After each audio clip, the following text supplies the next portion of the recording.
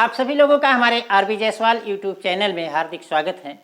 आज के इस वीडियो में हम कक्षा 8 के गणित मंथन इकाई 3 घनमूल के अभ्यास 3A के बारे में सवाल लगाएंगे, जिसमें कि घनमूल के बारे में बेसिक कॉन्सेप्ट बताई जाएगी। इससे पहले कि अगर आप लोग हमारे यूट्यूब चैनल पर नए हैं, सब्सक्राइब नहीं किए हैं तो सब्सक्राइब कर लीजिए और बेल आइकन को भी दबा लीजिए, जिससे आने वाले वीडियो का नोटिफिकेशन आपको प्राप्त होता रहे। और यदि आपको हमसे कुछ प्रश्न पूछना है, कुछ क्वेरीज हैं, कुछ समस्या है, तो आप कमेंट बॉक्स में हमसे कमेंट करके प्रश्न पूछ सकते हैं। तो अब हम देखते चलते हैं आपके अभ्यास पे घनमूल इकाई 3 घनमूल पे।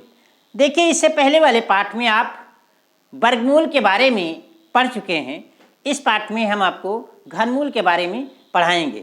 वर्गमूल, जैसा कि आप जानते हैं, इसके पहले पढ़ चुके हैं कि वर्गमूल यानी किसी संख्या का 2 बार गुणा, उस पे घात 2 लग जाता है और उसे हम वर्ग कहते हैं, और फिर उसका जस्ट उसका उल्टा होता है तो क्या होता है, उसका वर्गमूल। ठीक इसी प्रकार से घनमूल, किसी घनमूल से पहले घन समझ लीजिए।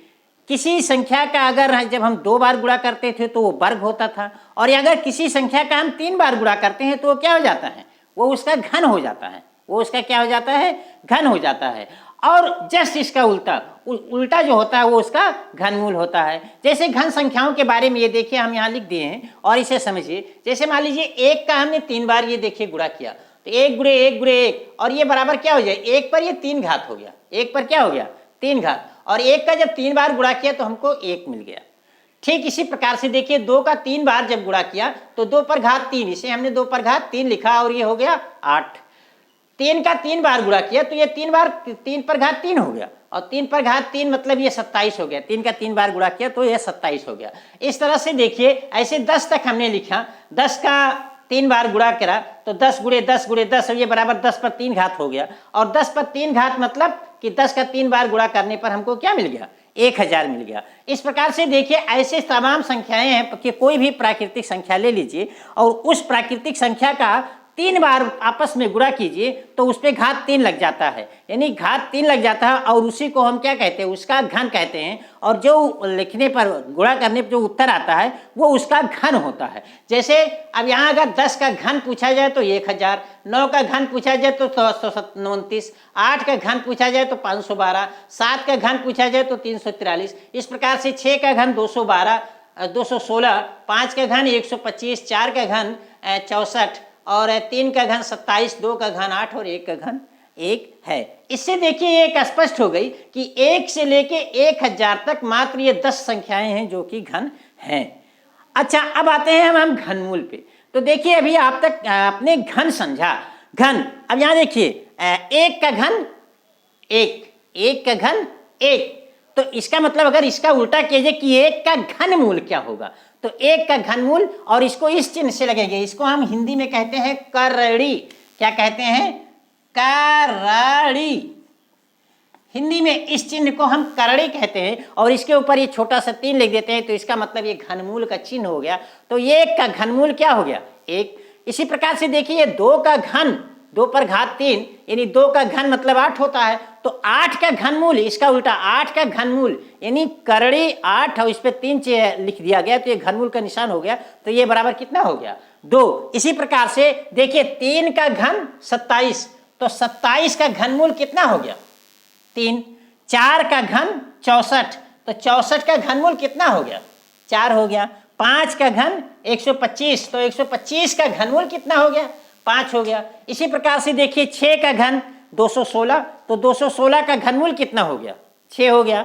7 का घन 343, तो 343 का घनमूल कितना हो गया, 7 हो गया। 8 का घन 512, तो 512 का घनमूल, यानी एक तरफ घन दूसरे का घनमूल उल्टा हो जाता है, कितना हो गया, 8 हो गया। और इसी प्रकार से देखिए 9 का घन 729 होता है, तो 729 का घनमूल कितना होगा, 9 होगा। और 1000, 10 का घन 1000 होता है, तो 1000 का घनमूल कितना हो जाएगा, 10 हो गया। अब यहाँ एक चीज एक समझ लीजिए कि 1 से लेके 1000 तक ये सिर्फ 10 संख्याएं हैं जो पूर्ण घन संख्याएं हैं। लेकिन और इसके अलावा कौन संख्याएं हैं जो संख्याएं बच गई, जैसे 1 के बाद है 2 3 4 5 6 7, 7 तक संख्याएं।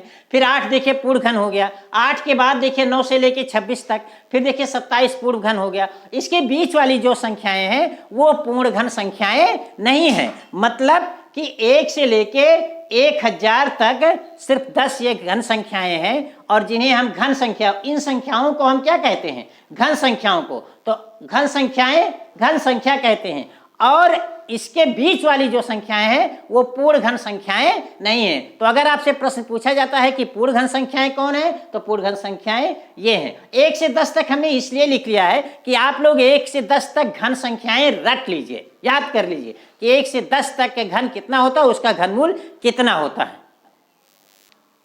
देखिए एक चीज और इसमें जान लीजिए, ये होता है, देखिए 1 क्या है, विषम संख्या है, तो उसका जब घन किया तो क्या मिला, विषम मिला। 2 देखिए क्या है, सम संख्या, तो सम का घन के मिला तो क्या मिला, 8 मिला, सम मिला। इसका मतलब विषम संख्या का घन विषम संख्या और सम संख्या का घन सम संख्या। ऐसे आप देख सकते हैं, देखिए 10 सम संख्या है तो 10 का घन निकाले तो कितना हो गया, 1000, ये भी सम है। 9 विषम है तो 9 का घन 929 विषम संख्या हो गई।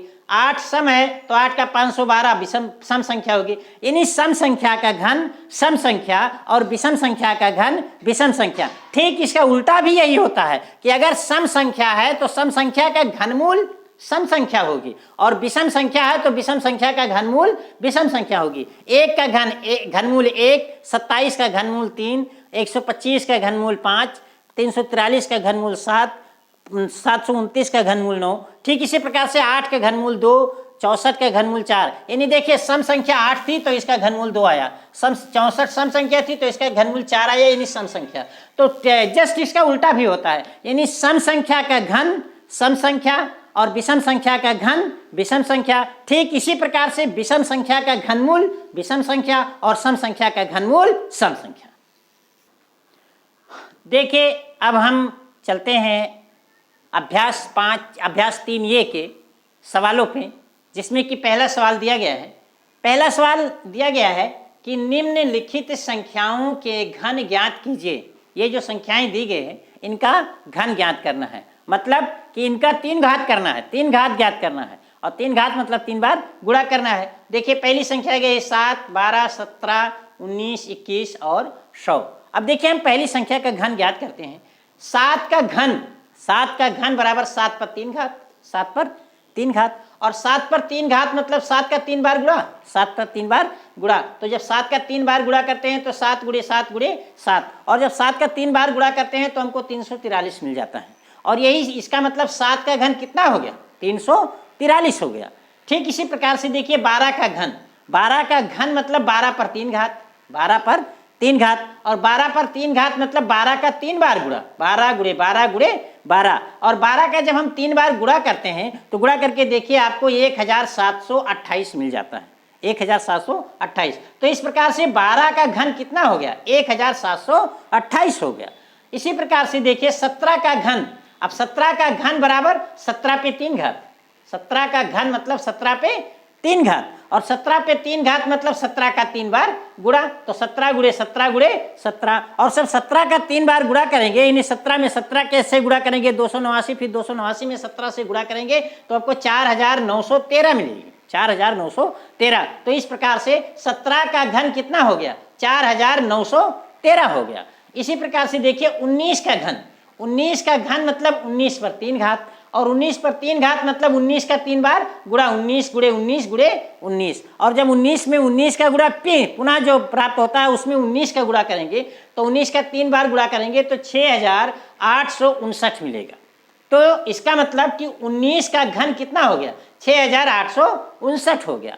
इसी प्रकार से देखिए 21 का घन पूछते हैं, तो 21 का घन बराबर 21 पे 3 घात, और 21 पे 3 घात मतलब 21 पर का 3 बार गुणा, क्योंकि जिस पे जितनी घात लगी उतनी बार गुणा करना होता है। तो 21 पे 3 घात लगाए तो 21 पे 3 घात मतलब 21 का 3 बार गुणा, तो 21 गुणे 21 गुणे 21, और 21 का जब 3 बार गुणा करेंगे तो हमको कितना प्राप्त होगा, 9261 प्राप्त होगा। इसका मतलब कि 21 का जो घन होगा वो 9261 होगा। अगला देखिए इसी प्रकार से देखिए 100 का घन। अब 100 का घन मतलब 100 पर 3 घात, और 100 पर 3 घात मतलब 100 का 3 बार गुणा, और जब 100 का 3 बार गुणा करेंगे तो ये हमको 10 लाख प्राप्त होगा। तो इसका मतलब कि 100 का घन कितना हो गया, 10 लाख हो गया। अब यहाँ ये दो चीजें आपको थोड़ा सा बेसिक कॉन्सेप्ट समझ लीजिए। एक पहले जो बताया था कि देखिए सम संख्याओं का घनमूल सम संख्या होती है, तो यहाँ देखिए 1 माह 1 12, देखिए 12 सम संख्या है तो इसका घनमूल 1728 आवा, सम संख्या हुआ। यहाँ देखिए 100 घन सम संख्या है तो इसका 10 लाख आया, यानी सम संख्या आया। और विषम संख्या देखिए 7 है, 7 17 और 7 17 और 19 21 ये विषम संख्या है, तो इनका घन निकाला तो हमको क्या मिल गया, विषम संख्या मिली। यानी एक चीज ये प्रूफ हो गया कि सम संख्या का घन सम संख्या और विषम संख्या का घन विषम संख्या। दूसरी बात आपका ये है कि यहाँ देखिए जैसे 7 का घन 343, वैसे 343 का अगर घनमूल पूछा जाएगा तो 7 हो जाएगा। 12 का घन 1728 तो 1728 का घनमूल 12 हो जाएगा। 17 का घन 4913 है तो 4913 का घनमूल 17 हो जाएगा। 19 का घन 6859 है तो 6859 का अगर घनमूल निकालेंगे तो आपका 19 हो जाएगा। और 21 का घन देखिए 9261 है, तो अगर 9261 का हम घनमूल निकालेंगे तो हमको 21 मिलेगा। इसी प्रकार से देखिए 100 का घन ये 10 लाख है, और अगर 10 लाख का हम घनमूल निकालेंगे तो ये कितना हो जाएगा, 100 हो जाएगा। इसी के साथ आप लोगों को इस अभ्यास 3A के पार्ट 1 अब हम समाप्त करते हैं, और इसके पार्ट 2 में हम अगले वीडियो में आपसे मिलेंगे। उस वीडियो के डिस्क्रिप्शन बॉक्स में इसका भी लिंक दे दिया जाएगा, जिससे आपको क्लिक करके आप वीडियो इसे पूरे अभ्यास को हल कर सकते हैं। अब हम अगले वीडियो में अगले पार्ट के साथ यानी सवाल नंबर 1 के आगे के साथ मिलेंगे। तब तक के लिए धन्यवाद।